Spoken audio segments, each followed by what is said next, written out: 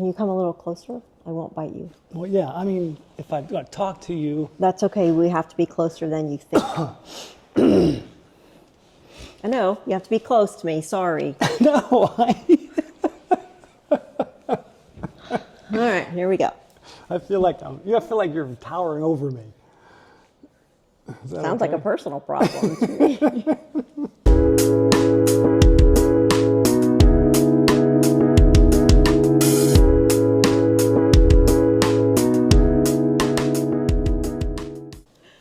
Hi, everybody. I'm Kenda, and I have with me today my super cute husband, Greg.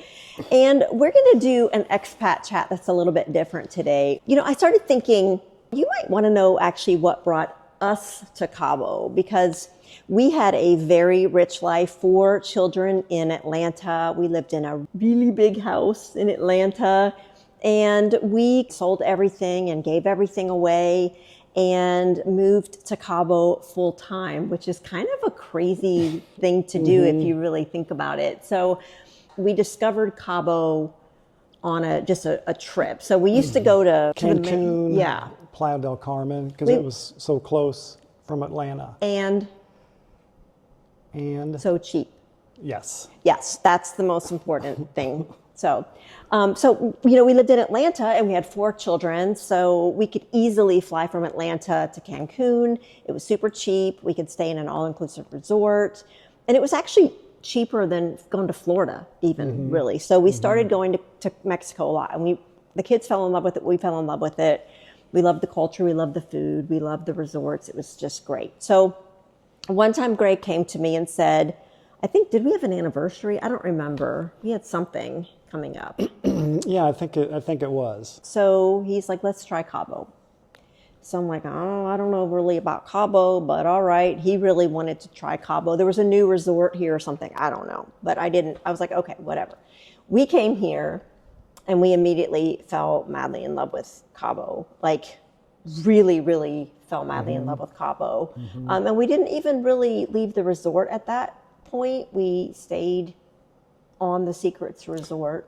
Right. I mean, the most beautiful beach, arguably the most beautiful beach in Cabo, right? It's gorgeous. Right.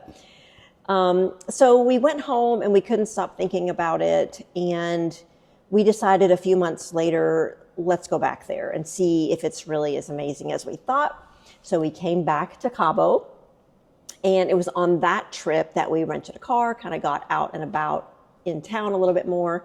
And to make a long story short, we ended up buying a house. It was crazy that we bought this house because, well, we don't make decisions quickly. Well, Greg doesn't make decisions quickly. I make decisions too quickly. And not only was it a house in a foreign country, but it was a pre-construction house in a foreign country, which is extra scary. So what did you think when I said to you, I think we need to buy a house here in Cabo? Like, what were your... Well, I thought you were pretty crazy at first, especially in a foreign country. Yeah. That's very scary to me. Yeah. But considering the place that we bought, Club Campestre, it was in the beginning of its stages, building houses. They were Pueblo styles, kind of Mexican flair, which I loved. It came with a beach club, it came with a golf membership, and the prices were absolutely reasonable, very reasonable. So like Kenda said, we rented a car. We were driving around San Jose. We kind of stumbled upon this property, Club Campestre, and I said, there's a golf course here. Let's just go in and just drive around, check out the golf course. And we spoke to some of the local people who actually were living expats. there. Expats, Yeah. That's right, that's right. So we spoke with them about their experience there, and everything was positive. 3 months later, we bought a house. Yeah, we did it, which is really kind of crazy. And, you know, we have very different personalities. Like my personality is like, where's the next adventure? Let's go. I don't need to think through the details. I'll worry about it when the details come. I'll worry about it then. Greg is the opposite of that. What have I called you? our whole marriage, Mr. Worst case scenario? Mr. Worst Case Scenario. So, by the way, if you want to know, if you have a situation and you want to know what the worst case scenario is, just message me and I'll give the situation to Greg and he can give you a list of the worst case scenario and things that could happen. But it's kind of good because we can really balance each other out, because I don't think about the bad things that could happen and you don't think about the good things that could happen. So between the two of us, we kind of reach a happy medium. We can compromise right exactly. there. Right. And by compromise, he means give me my way. That's what he means by compromise. Anyway, we won't go into that. But anyway, so we ended up buying this house. It was pre-construction, which was kind of crazy. We went back and forth, kind of trying to keep tabs on the construction. And about a month before we closed, that's when like the biggest hurricane that's ever hit Cabo. So we're trying to find on the news what happened to Cabo. Did it get wiped off the face of the earth? And we were worried about our little house, but we were fine. And Cabo was very resilient and it kind of came back. So Right. So for many years, we just kind of went back and forth.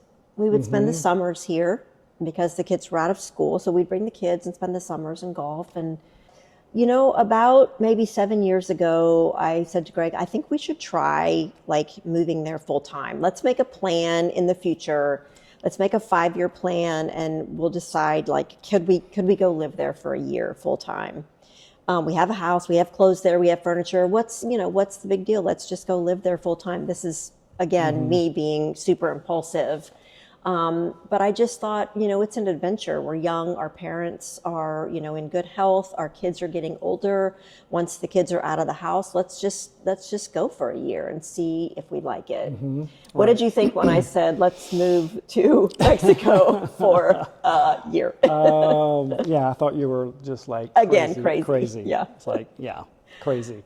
And to be honest, everybody else did too. Sure, right, especially our kids. Our kids were, Yeah. I think they were okay, but maybe not. Yeah. I don't know, but. So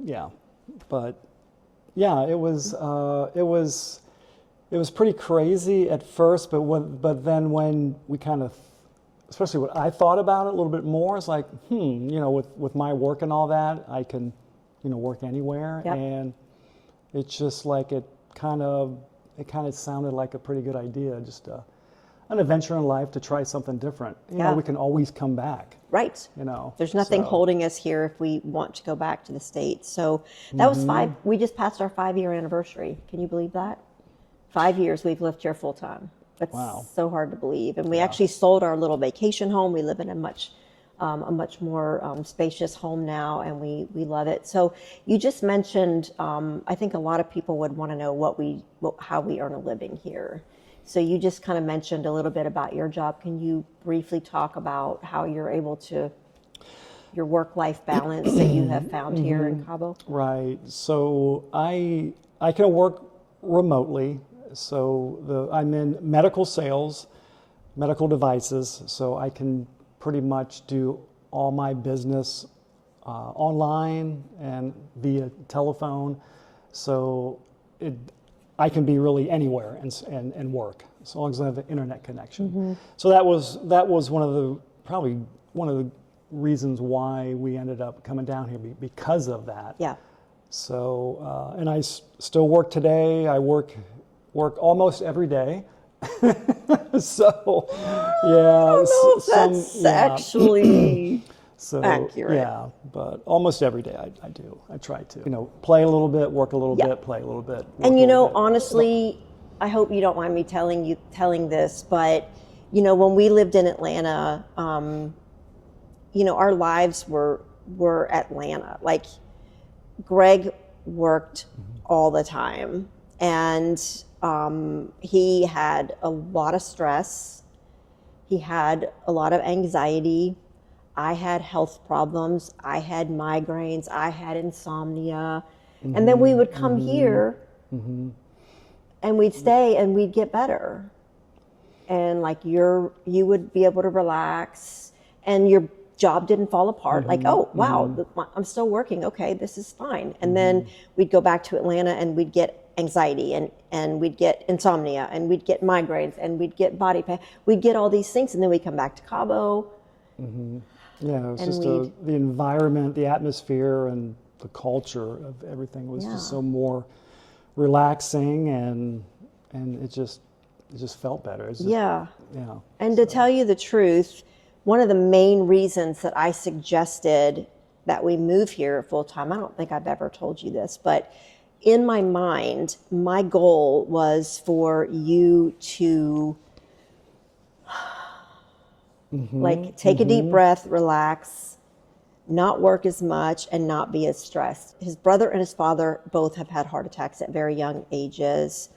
His sister has had open heart surgery. So I was really concerned with the amount of stress and the amount of anxiety that Greg was carrying on him all the time, that he wasn't gonna, like, he was gonna die.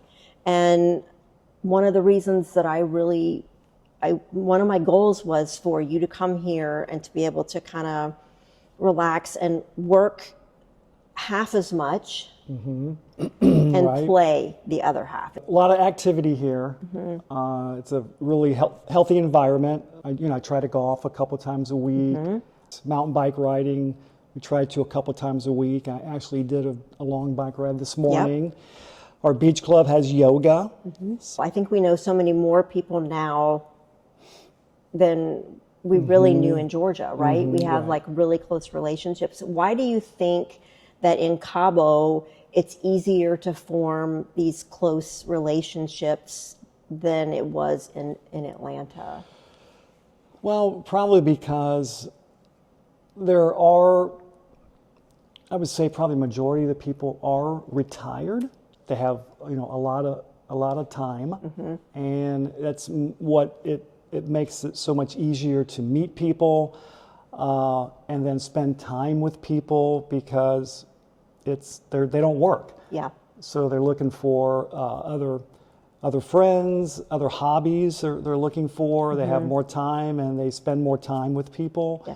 And I just think that's why it's a closer knit of friends down here, is because people work less. There's always a gathering at people's houses, and you're always meeting people. New people are coming in all the time. So there's just so many people that we know. Yeah.